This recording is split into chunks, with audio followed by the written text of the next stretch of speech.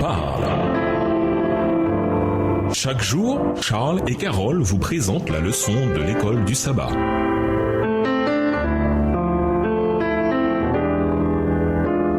Bienvenue dans votre émission. Dieu nous parle. Nous voyons la leçon de jeudi, la loi de Dieu. Il y a des années en France, la nation débattait de la question de la peine de mort. Fallait-il l'abolir? Les partisans de son abolition contactèrent un auteur et philosophe célèbre nommé Michel Foucault et lui demandèrent de signer un éditorial pour eux. Cependant, il ne se contenta pas de défendre l'abolition de la peine de mort, mais l'abolition de tout le système carcéral et la libération de tous les détenus. Pourquoi? Parce que pour Michel Foucault, tous les systèmes de moralité ne sont que des constructions humaines, des idées humaines mises en place par ceux qui ont le pouvoir afin de contrôler les foules. D'où le fait que ces codes moraux n'avaient aucune légitimité réelle. Aussi extrême que soit cette position, ce que l'on voit ici est la conséquence logique d'un problème qui n'est pas tellement nouveau. Moïse l'a abordé en Israël il y a des milliers d'années. Vous n'agirez donc pas comme nous le faisons maintenant ici, chacun y fait ce qui lui semble bon. Deutéronome 12, verset 8, version seconde 21, voire également Juge 17, verset 6 et Proverbe 12, verset 15. Pourtant, si nous ne devons pas faire seulement ce qui nous semble bon, c'est-à-dire que nous ne sommes ni justes, ni saints, ni suffisamment objectifs pour savoir ce qui est moralement correct. Alors comment savoir quoi faire? La réponse, bien entendu, c'est que le Seigneur qui nous a créés nous a également donné un code moral selon lequel vivre. Nos yeux ne peuvent peut-être pas y arriver, mais ceux du Seigneur y arrivent toujours. Qu'enseignent ces textes sur la conduite morale? Deutéronome 6, verset 5,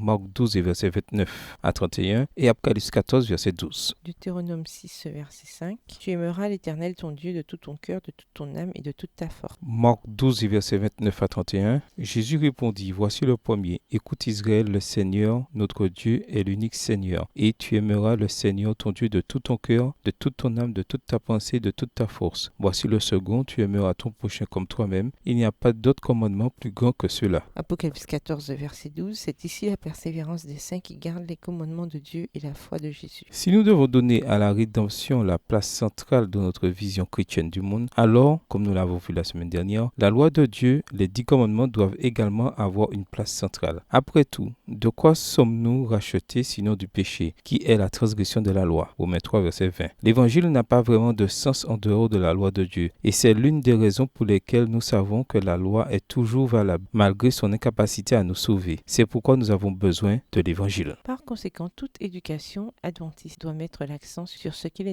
à appeler l'immuabilité de la loi, la tragédie des siècles au chapitre 25, ce qui inclut le sabbat. Si l'éducation doit contribuer à restaurer dans cette vie l'image de Dieu en nous autant que possible, alors même à son niveau le plus fondamental, la loi de Dieu doit être élevée à la lumière de l'exemple de Christ comme le code moral qui nous montre ce qui est véritablement juste aux yeux de Dieu. Au revoir. Et à demain si Dieu veut.